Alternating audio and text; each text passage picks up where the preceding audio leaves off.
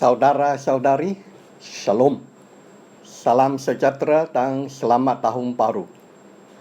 Saya berdoa saudara-saudari semua berada dalam keadaan sehat dan selamat.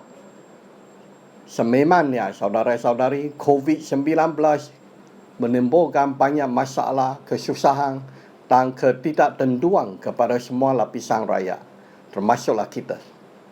Tetapi kita mesti belajar beriman teguh dan percaya bahawa Tuhan Yesus akan melindungi kita semua dan membawa kita ke satu arah yang direstui berkat dan rahmat-Nya. Hari ini kita mau berkongsi petikan Alkitab dari Markus bab 7 ayat 1 sampai ayat 22. Mula-mulanya marilah kita membaca Markus bab 7 ayat 1 sampai ayat 5. Beberapa orang Farisi dan guru Taurat yang datang dari Yerusalem berkumpul di sekeliling Yesus. Mereka melihat beberapa orang pengikut Yesus makan dengan tangan yang tidak bersih menurut agama, iaitu tanpa terlebih dahulu membasuh tangan menurut peraturan agama Yahudi. Baik orang Farisi maupun orang Yahudi lain, semuanya menurut adat istiadat nenek moyang, mereka tidak akan makan sebelum membasuh tangan menurut cara-cara yang ditetapkan. Makanan yang dibeli di pasar tidak akan dimakan sebelum dibasuh terlebih dahulu. Banyak lagi peraturan yang lain yang diamalkan oleh mereka, seperti cara membasuh cawan, mangkuk dan periuk tembaga. Oleh itu, semua orang Farisi dan guru Taurat di situ bertanya kepada Yesus, "Mengapakah pengikutmu tidak menurut adat istiadat nenek moyang kita? Dan mengapakah mereka makan dengan tangan yang tidak dibasuh?" Saudara-saudari, Markus memberitahu kita beberapa orang Farisi dan guru Taurat datang dari Yerusalem untuk menghadapi Yesus. Orang-orang Farisi adalah pakar dalam undang-undang Musa. Mereka mentafsir undang-undang Musa dan menambahkan peraturan-peraturan sendiri dan menjadikannya 613 undang-undang atau peraturan-peraturan Yahudi yang mesti dipatuhi oleh orang-orang Yahudi. Mereka menjadikan peraturan-peraturan ini sebagai tradisi nenek moyang mereka dan sama penting dengan undang-undang Musa. Mereka menekankan bahawa adalah tidak mencukupi untuk orang-orang Yahudi hanya mematuhi undang-undang Musa. Mereka mesti juga mematuhi undang-undang dan tradisi-tradisi yang diajar oleh orang-orang Farisi dan juga guru Taurat. Pengaruh mereka amatlah kuat di kalangan rakyat, tetapi mereka merasa tertekan kerana ajaran-ajaran Yesus dan juga keajaiban yang dilakukan oleh Yesus telah menarik ramai orang mengikuti Yesus. Mereka datang berjumpa Yesus kerana mahu mencari kesalahan-kesalahan Yesus dan menjadikannya asas bagi mereka menuduh Yesus di mahkamah. Apabila mereka nampak pengikut-pengikut Yesus makan tanpa membasuh tangan, mereka menganggap pengikut-pengikut Yesus makan dengan menggunakan tangan yang tidak suci dan telah melanggar undang-undang tradisi mereka. Markus sengaja mendedarkan bahawa ini adalah peraturan-peraturan yang ditetapkan oleh orang-orang Farisi dan guru Taurat, dan ia bukan sebahagian daripada undang-undang Musa. Tetapi mereka anggap bahawa ini adalah satu tindakan yang berdosa. Oleh sebab itu mereka bertanya pada Yesus, mengapakah pengikut-pengikutnya makan dengan tangan yang tidak dibasuh. Mari kita teruskan membaca ayat 6 sampai ayat 13. Yesus menjawab, tepat sekali apa yang dikatakan oleh Nabi Yesaya. Tak kala dia bernubuat tentang kamu, kamu munafik seperti yang ditulis oleh Yesaya di dalam kitabnya. Demikian firman Allah, semua orang ini menghormati aku dengan kata-kata, tetapi hati mereka sebenarnya jauh daripada aku. Sia-sia mereka menyembah aku kerana peraturan manusia diajarkan oleh mereka seolah-olah peraturan itu hukum Allah. Kamu tidak mempedulikan perintah Allah supaya kamu dapat menurut ajaran manusia. Yesus berkata pula, cerdik sekali cara kamu menolak perintah Allah untuk mempertahankan ajaran kamu sendiri. Musa memberikan perintah ini, hormatilah ibu bapamu, dan orang yang mencaci ibu bapa mesti dihukum mati. Tetapi kamu memberikan ajaran berikut, jika seseorang berkata kepada ibu bapanya, apa yang seharusnya saya gunakan untuk menolong ayah dan emak, sudah saya jadikan korban. Semuanya sudah saya persembahkan kepada Allah, maka orang itu tidak payah menolong ibu bapanya. Dengan jalan ini, ajaran yang kamu sampaikan kepada orang lain meniadakan firman Allah. Banyak lagi perkara seperti ini yang kamu lakukan. Yesus tetap tidak memberi peluang untuk mereka. Lalu dia merujuk kepada nubuatan Nabi Yesaya dan menuduh mereka sebagai orang-orang munafik. Sememangnya orang-orang Farisi adalah tidak jujur. Walaupun mereka ternampak jujur, tetapi mereka berdosa di dalam hati mereka. Yesaya pernah bernubuat bahawa orang-orang Yahudi tidak jujur. Walaupun mereka menunjukkan penghormatan kepada Tuhan di luar, tetapi hati mereka adalah jauh dari Tuhan. Mereka hanya mahu mengikut tradisi mereka dan tidak mematuhi hukum-hukum Tuhan. Sila rujuk kepada Yesaya bab 29 ayat 13. Seterusnya, Yesus memberi satu contoh ketidakjujuran mereka. Musa menyuruh mereka supaya memberi penghormatan kepada ibu bapa, yang dicatatkan di Keluaran bab 20 ayat 12. Dan juga sesiapa yang menutup bapa atau ibunya mesti dihukum mati. Keluaran 21 ayat 17.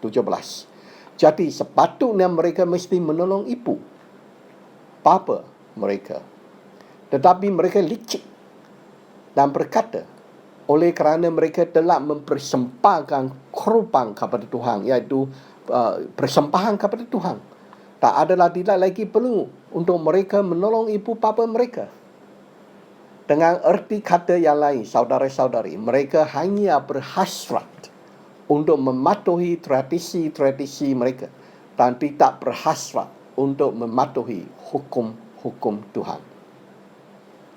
Kita teruskan membaca ayat 14 sampai ayat 16. Lalu sekali lagi Yesus memanggil orang ramai itu dan berkata kepada mereka, dengarlah supaya kamu mengerti. Tiada sesuatu pun dari luar yang masuk ke dalam seseorang dapat menajiskan dia.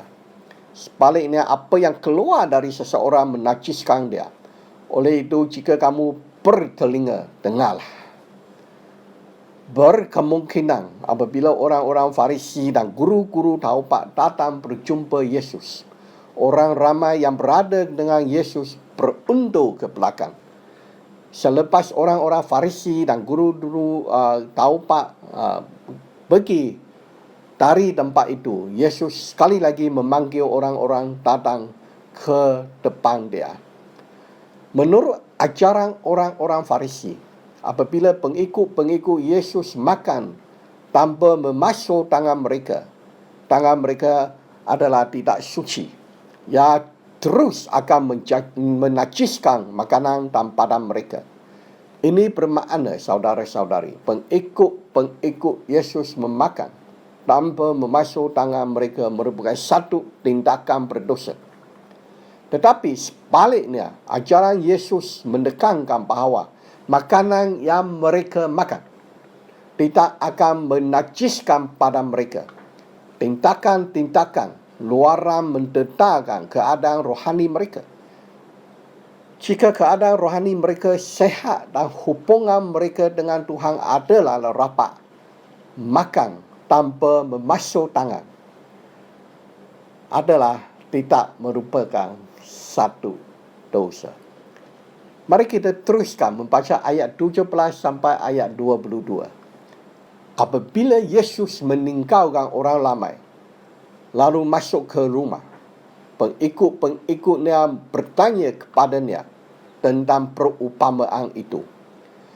Yesus berkata kepada mereka, kamu ini sama dengan mereka. Tidakkah kamu mengerti? Tiada sesuatu pun dari luar masuk ke dalam seseorang dapat menajiskan dia. Kerana apa yang masuk itu tidak ke dalam hati, melainkan ke dalam perut lalu keluar lagi. Dengan kata-kata ini, Yesus menyatakan bahawa semua makanan boleh dimakan. Yesus berkata lagi, apa yang keluar dari seseorang menajiskan dia. Kerana dia dari hati dia timbullah fikiran jahat yang menyebabkan orang berbuat cabul, merompak, membunuh, berzina, tamak, melakukan segala perkara yang yang jahat seperti menipu, berbuat yang tidak senonoh, cemburu, memfitnah, sombong dan tidak berbudi pekerti. Semua perkara jahat ini timbul dari dalam, dan hal itulah yang menajiskan orang. Saudara-saudari, selepas mengajar orang ramai, Yesus meninggalkan mereka dan memasuki rumah. Pengikut-pengikut Yesus bertanya kepadanya tentang masuk perumpamaan itu. Yesus merasa kecewa kerana pengikut-pengikutnya adalah seperti orang ramai tidak memahami erti perumpamaan itu. Lalu Yesus memberi penjelasan dengan lebih teliti kepada mereka. Yesus berkata, makanan tidak akan memasuki hati orang, tetapi perutnya, dan selepas itu dikeluarkan dari batang. Oleh kerana itu, makanan tidak akan menajiskan manusia, tidak akan menyebabkan manusia berdosa. Dengan erti kata yang lain, saudara-saudari, semua makanan adalah bersih dan suci, tidak akan menyebabkan manusia melakukan dosa. Sebaliknya, segala kata-kata buruk, pemikiran kotor dan kelakuan berdosa adalah berasal dari hati manusia. Ini termasuklah fikiran jahat yang menyebabkan orang berbuat cabul, merompak, membunuh, berzina, tamak, melakukan segala perkara yang jahat seperti menipu, berbuat yang tidak senonoh, cemburu, memfitnah, sombong dan tidak berbudi pekerti.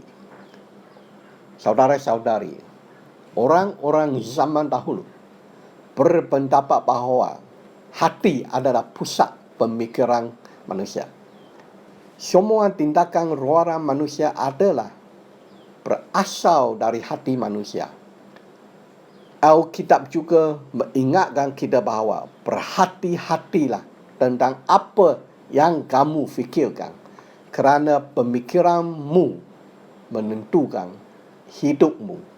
Amsal bab 4 ayat 23. Oleh kerana itu, kelakuan kita mendedahkan pemikiran kita. Jadi tidak berhairanlah Paulus memberi amalan bahawa orang yang melakukan perbuatan-perbuatan ini tidak akan menikmati pemerintahan Allah. Galatia bab 5 ayat 19 sampai ayat 21. Saudara-saudari, pengajaran Yesus mendedahkan ketidakjujuran orang-orang Farisi. Pengajaran Yesus juga memperingatkan kita hendaklah selalu memohon supaya Roh Kudus memimpin kita untuk membuat penilaian diri sendiri tentang kehidupan kita. Janganlah biarkan dosa-dosa dalaman kita menimbulkan tindakan-tindakan buruk yang akan memalukan nama suci Tuhan. Kita mesti selalu membaca ayat-ayat suci supaya hati kita dipenuhi kata-kata Yesus dan selalu bertindak mengikut hukum-hukum Yesus. Kita juga mesti berdoa selalu supaya Roh Kudus akan menolong kita mengetahui sama ada kita berdosa di dalam hati kita atau tidak. Buatlah perkara-perkara yang boleh memberi kemuliaan kepada Tuhan. Sekian. Terima kasih.